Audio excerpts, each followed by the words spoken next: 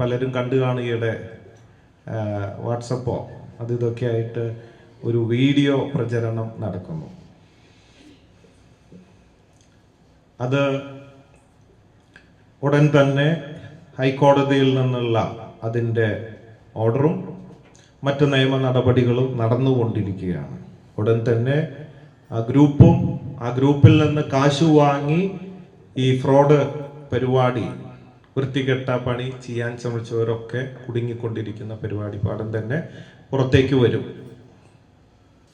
ഇപ്പൊ തന്നെ ഈ വീഡിയോ പ്രചരിപ്പിക്കുന്നതിൽ എനിക്കിഷ്ടപ്പെട്ട 1-2 ഭാഗങ്ങള്, ബോബി ചെമ്മണ്ണൂരിന് 10,000 ഗേൾ ഫ്രണ്ട്സ് ഉണ്ട് എന്നതാണ്.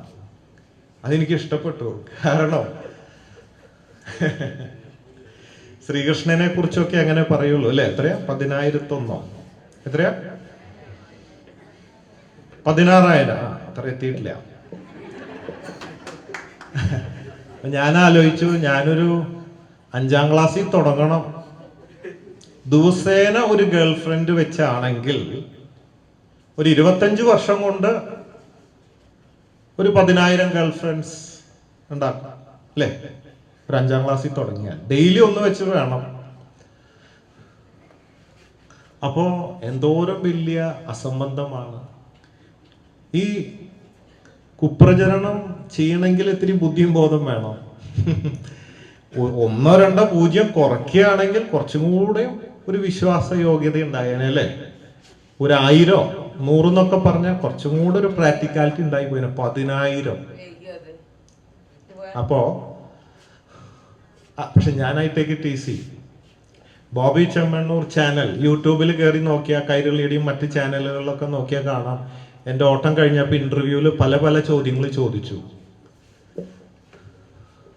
നിങ്ങൾക്ക് ആരാധകരുണ്ടോ? യെസ്. ആരാധികമാരുണ്ടോ? യെസ്. ഗേൾ ഫ്രണ്ട്സ് ഉണ്ടോ? Yes. Why not? Girl friends എന്ന് പറഞ്ഞാൽ മോശമാണോ? ദൈവത്തിന്റെ സൃഷ്ടിയിലുള്ളതാണ് ആണും പെണ്ണും. ആണും പെണ്ണില്ലെങ്കിൽ നമ്മളൊക്കെ ഉണ്ടാവുമോ? മോശമായ കാര്യമല്ല.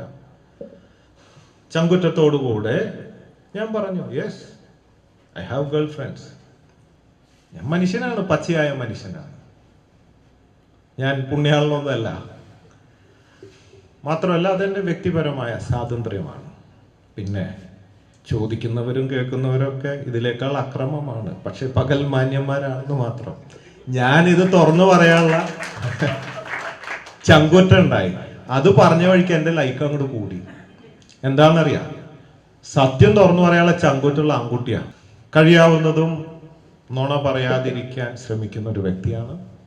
പ്രത്യേക ഒരു ഇമേജ് ഒക്കെ ഉണ്ടാക്കി ഒരു മന്ത്രിയോ ഒരു സിനിമാ നടനൊന്നും ആവാൻ ആഗ്രഹിക്കുന്നില്ല. ഞാനിപ്പോ ഹാപ്പിയാണ്. കുറച്ച് ചാരിറ്റി പ്രവർത്തനം, സ്പോർട്സ്, ബിസിനസ്, ലൈഫ് എൻജോയ് ചെയ്യുക, അങ്ങനെ ആരും ഉപദ്രവിക്കാതെ പറ്റാവുന്ന സഹായങ്ങളൊക്കെ ചെയ്ത്, അല്ലെങ്കിൽ ആരിൽ നിന്ന് സംഭാവന വാങ്ങിയിട്ടോ തട്ടിപ്പ് നടത്തിയിട്ടോ അല്ലെങ്കിൽ ജീവിതത്തിൽ കാശ് കടം വാങ്ങി തിരിച്ചു കൊടുക്കാതെ, ഒരു കുട്ടിയും പറയില്ല 1 രൂപ ആർക്കെങ്കിലും തിരിച്ചു കൊടുക്കാതെ, 153 വർഷമായിട്ട് ഒരു കള്ളത്തരം ആർക്കെങ്കിലും ഉണ്ടായിട്ടുണ്ടോ? ആർക്കെങ്കിലും എന്തെങ്കിലും ബുദ്ധിമുട്ടുണ്ടായിട്ടുണ്ടോ? സ്വർണം ക്വാളിറ്റി ഇല്ലേ, പറ്റിച്ചോ, അല്ലെങ്കിൽ എന്തെങ്കിലും തരത്തിൽ ഒന്നും പറയാനുണ്ടാവില്ല. പിന്നെ അടിസ്ഥാനമില്ലാത്ത 10,000 ഗേൾ ഫ്രണ്ടും മറ്റേതൊക്കെ പറയാം. അല്ലെങ്കിൽ വേറൊരു സാധനം കണ്ടു, എൻ്റെ ഓർഫണേജില്, പൂർ ഹോമില് ഈ പറഞ്ഞ ഗേൾ ഫ്രണ്ടിനെ താമസിപ്പിച്ചിരിക്കുകയാണ് പോലും. നിങ്ങൾ എൻ്റെ പൂർ ഹോമിൽ പോയിട്ടുള്ളവർക്ക് കാണാം, വയസ്സായി കിടക്കുന്ന 60, 70, 80 വയസ്സായിട്ടുള്ള വൃദ്ധരാണ് അവിടെ. ഒരൊറ്റ ലേഡീസിനെ ഇന്ന് വരെ അഡ്മിറ്റ് ചെയ്തിട്ടില്ല. ഒരൊറ്റ കുട്ടീനെ അവിടെ കാണാൻ പറ്റില്ല. അപ്പൊ അടിസ്ഥാനമില്ലാത്ത, കാരണം എന്നെ കുറിച്ച് എന്ത് പറഞ്ഞാലും എനിക്കൊന്നും തോന്നില്ല, ഞാൻ തന്നെ തുറന്നു പറയുന്നതാണ്. പക്ഷെ ആ ഒരു പുണ്യസ്ഥലം, അവിടെയുള്ള ആ മിണ്ടാജീവികള് എന്ത് പഴിച്ചു? അറ്റ്ലീസ്റ്റ് അങ്ങനത്തെ കാര്യങ്ങളിൽ ഒഴിവാക്കിയിട്ട് എന്നെ പറഞ്ഞോട്ടെ, എനിക്ക് ബുദ്ധിമുട്ടില്ല. അതിലൊക്കെയാണ് ഒരു വിഷമം എനിക്ക് തോന്നിയത്.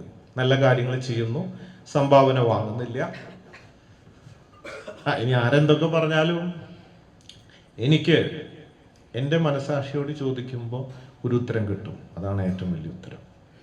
അപ്പം അത് പോസിറ്റീവായിട്ട് എടുക്കുക. വിമർശനം നമുക്ക് നമ്മളിൽ കോൺഫിഡൻസ് വളർത്തുകയാണ്. ഞാൻ ഉയരുന്നു എന്ന്. അതേസമയം മനുഷ്യനല്ലേ, 10 കാര്യം ചെയ്യുമ്പോൾ ഒന്നോ രണ്ടോ തെറ്റുകൾ വരാം. ഈ വിമർശനത്തിൽ നിന്ന് അത് ചൂണ്ടിക്കാണിക്കുമ്പോൾ അത് മനസ്സിലാക്കിയെടുക്കാനും തെറ്റ് തിരുത്താനും അവസരമുണ്ട്. അതിലും തെറ്റൊന്നുമില്ല. സോ സത്യസന്ധമായ കാര്യങ്ങളിൽ ഉദ്ദേശശുദ്ധി നല്ലതാണെങ്കിൽ നമ്മൾ ചെയ്യുന്ന പ്രവൃത്തികളിൽ നമുക്ക് ആനന്ദിക്കാം. മറ്റുള്ളവർക്കൊരു ദോഷം വരരുത് എന്ന് മാത്രം.